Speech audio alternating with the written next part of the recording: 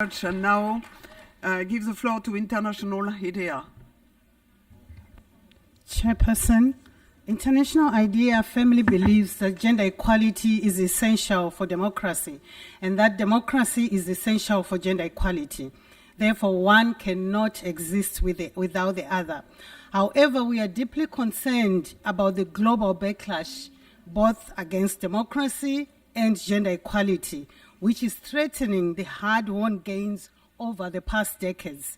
Women's participation and representation in leadership and decision-making at all levels and across sectors is a non-negotiable, which is why our narrative has to be beyond participation, but to representation in terms of having a voice and influence. In this regard, the need to dismantle barriers and advance transformative gender social norms cannot be overemphasized. We see that social norms are prescribing what women can do and where women can be.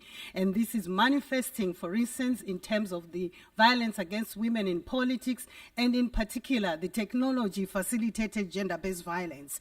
In this regard, it is important to make sure that we counter the negative narratives. We counter the negative narratives in order to ensure that we create an enabling environment. Because in instances where legal frameworks and policies, including quotas, are in place, women are still disadvantaged. This is a critical moment for member states to reaffirm their commitment to accelerating progress on gender equality and women's empowerment across the world.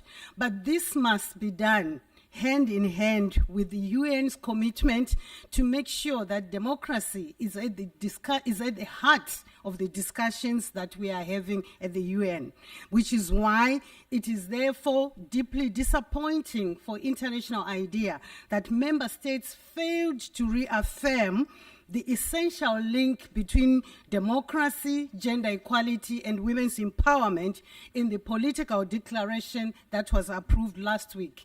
International IDEA remains committed to working alongside the UN, member states, and civil society to ensure that gender equality and women's empowerment remain central to the future for democracy and sustainable development. Thank you. Thank you very much. And now